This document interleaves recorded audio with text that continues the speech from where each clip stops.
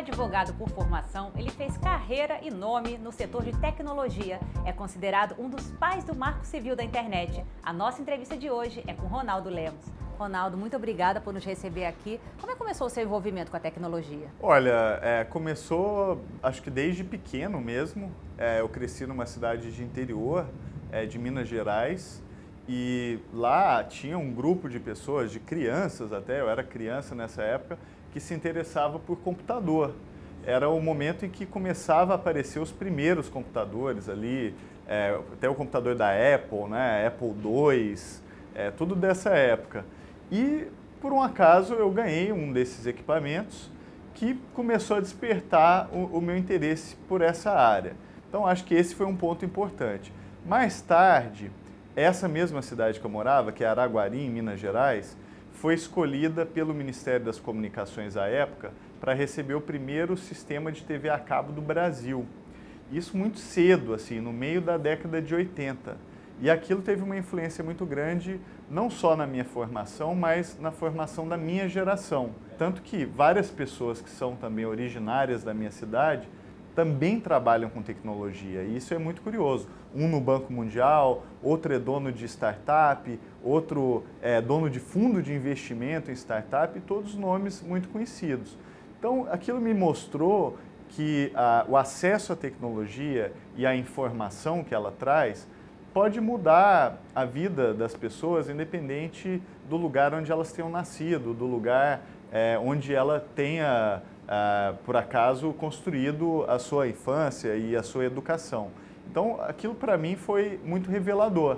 E aí, eu direcionei a minha carreira a partir disso, eu me formei em Direito e logo, quando eu comecei a estudar Direito, eu já foquei todo o meu estudo para pensar qual é o impacto da tecnologia sobre o direito e do direito sobre a tecnologia. Então, acho que essa é a origem do meu interesse por esse tema. E qual a importância da internet ter um marco civil? Já tem desde 2014, né? O que mudou também desde lá? Olha, a internet comercial no Brasil, ela surgiu desde 1995. E até a passagem do Marco Civil, nós não tivemos nenhuma lei que tratasse do tema da internet. Ao contrário do que aconteceu em outros países. Você olha, por exemplo, a experiência da Europa, dos Estados Unidos e até de países como Chile ou Argentina, e eles fizeram o dever de casa, de criar as bases, né, para se construir uma lei positiva regulamentando direitos e deveres na rede. E o Brasil acabou fazendo isso efetivamente tarde. A gente chegava em 2008, 2009 e ainda não tinha uma legislação sobre a internet do ponto de vista civil. E a alternativa era se fazer a regulação da internet do ponto de vista criminal, o que eu me coloquei muito contrário, porque eu acho que o direito criminal, ele é o que tem que entrar depois que tudo mais dá errado, né? Quando você tenta regulamentar do ponto de vista civil e dá errado, aí talvez você usa lá o direito criminal para reparar o que não foi possível fazer de outra forma. Então surgiu o debate para se criar o Marco Civil da Internet. Eu escrevi um artigo em 2007 para a Folha de São Paulo, propondo essa ideia. Essa ideia acabou ganhando uma adesão muito grande no Brasil, o que acabou gerando um processo pela internet para se redigir a lei. Então o Marco Civil foi a primeira legislação, talvez até do mundo, que tenha sido redigida 100% por meio da internet, através de um grande processo colaborativo. E aí, em 2014, ele foi aprovado e hoje ele é reconhecido no mundo inteiro como uma legislação positiva que protege a liberdade de expressão, que protege o usuário que está na internet. Inclusive, o criador da web, né, que é o Sir Tim Berners-Lee, uma figura conhecida no mundo inteiro, já foi homenageado pela ONU e por todo mundo, ele é conhecido como o pai da web. Ele diz que o Marco Civil da Internet é o modelo de legislação que deveria ser seguido por todos os países democráticos. Então, ter esse reconhecimento é muito valioso para o Brasil. Eu acho que a gente realmente conseguiu produzir uma lei que chamou a atenção do mundo positivamente. Uma das grandes discussões da web é a questão da privacidade. Até que ponto as empresas podem utilizar os dados das pessoas? Como é que fica a questão de segurança? Olha, essa é uma das questões globais mais importantes, né? A gente tem acompanhado hoje, inclusive, esse debate entre criptografia e privacidade. O fato é que, desde que aconteceu as revelações daquele Edward Snowden, que é um ex-consultor do governo americano, que acabou revelando que todo mundo era espionado, né? No mundo inteiro não tinha ninguém que estava isento de poder ter a sua intimidade ou as suas comunicações devassadas, seja por agentes governamentais ou por agentes não governamentais. Então, o Snowden mostrou que o tema da privacidade é um tema que tem que se tornar central nesse mundo que a gente vive hoje. Então, o que está acontecendo hoje é que isso mostrou que alguma coisa precisa ser feita. E aí algumas empresas, não são muitas, têm adotado, por exemplo, sistemas de criptografia que fazem com que a comunicação entre os usuários possa ser uma comunicação protegida contra esse monitoramento que seja feito lá por governo ou quem for. Mas isso ainda é uma exceção. A regra hoje na internet continua sendo ainda a falta de privacidade. A gente está exposto. Quando você manda uma mensagem na internet, é como se você estivesse mandando um cartão postal. Não é como se você estivesse mandando uma mensagem num envelope lacrado. Em todos os lugares que a mensagem vai batendo, você tem a possibilidade de que alguém mal intencionado possa chegar ali e ler aquilo que você está enviando. Então, nesse sentido, eu acho que a gente está num momento em que essa discussão ela precisa acontecer não só no plano do indivíduo, mas também no plano legislativo. A gente precisa decidir, como sociedade, como é que se protege, por exemplo, os dados pessoais, qual é o papel da criptografia. Eu acho, pessoalmente, a criptografia muito importante, porque é através dela que as operações mais críticas da internet são realizadas. Então, por exemplo, operações bancárias, operações de medicina que envolvem a transmissão de dados pessoais de usuários, operações, por exemplo, que envolvem sigilo entre jornalista e fonte, tudo isso depende de uma criptografia robusta.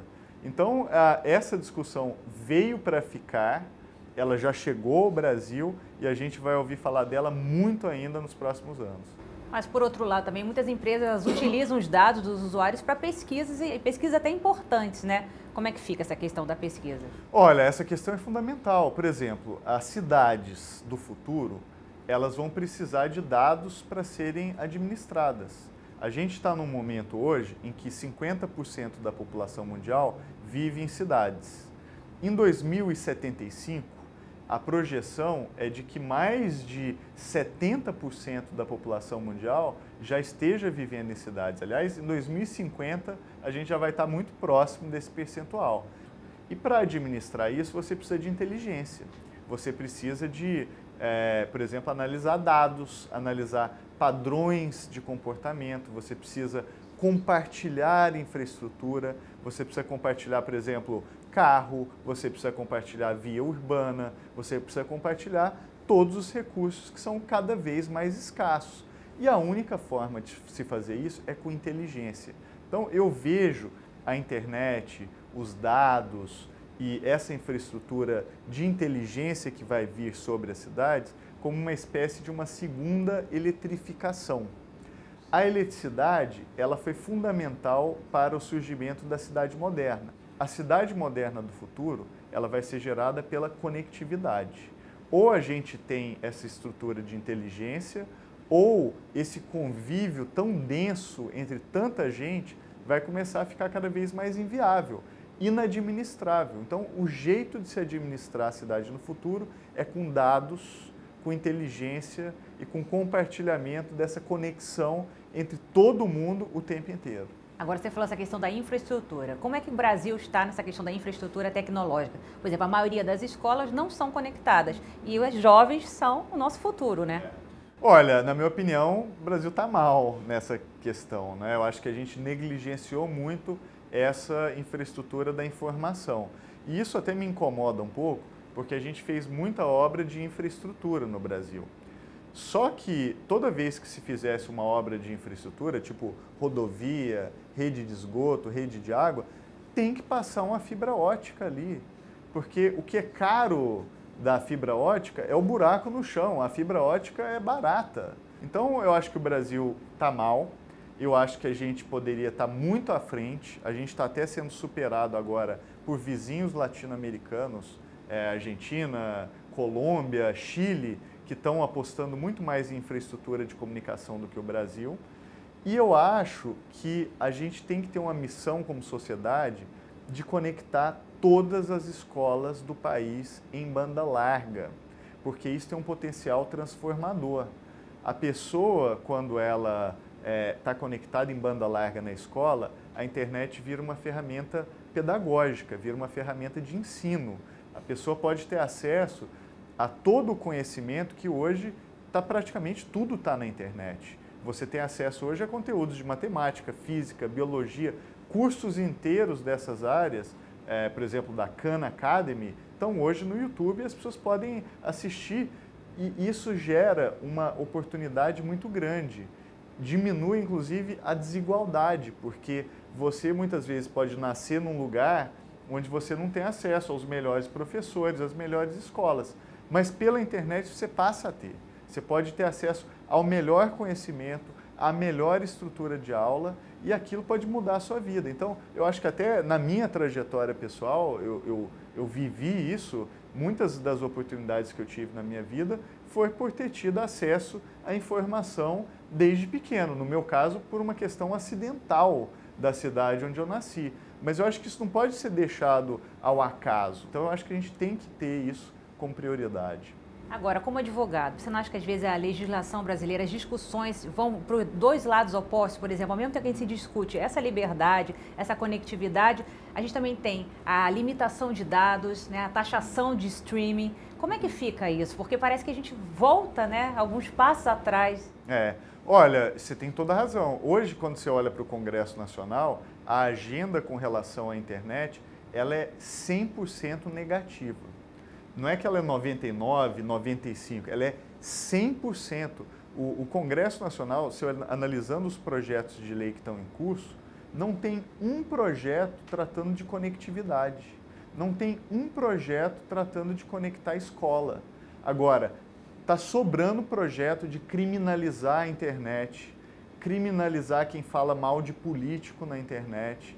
Então, a internet, na visão do Congresso Nacional, é vista como se fosse um covil dos bandidos, um lugar que tem que ser controlado, punido, sendo que eu acho que a visão correta sobre a rede é que ela é uma oportunidade de desenvolvimento, ela é uma oportunidade de gerar emprego, novos negócios, informação, educação, inovação, tudo isso depende da rede. Qual é o país no mundo hoje que pode se desenvolver ignorando a internet? Não existe isso mais. O que é blockchain e como é que funciona? A blockchain, ela funciona como uma espécie de um registro virtual, né? Ela cria um registro de confiança. Hoje, para você confiar em alguma coisa, geralmente a gente depende de um intermediário. Você depende, por exemplo, eu quero saber quanto que tem no seu saldo bancário.